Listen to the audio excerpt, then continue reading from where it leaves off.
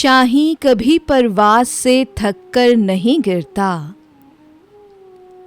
نظم علامہ اقبال، آواز سعدیہ رفیق، پیشکش دانش سرا۔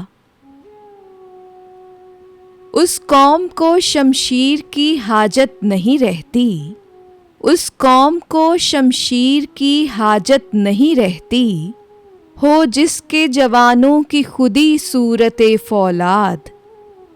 ناچیز جہانے مہو پرویں تیرے آگے، وہ عالم مجبور ہے تو عالم آزاد۔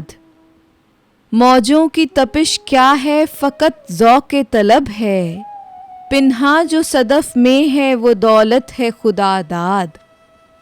شاہی کبھی پرواز سے تھک کر نہیں گرتا، پردم ہے اگر تو نہیں خطرہ افتاد۔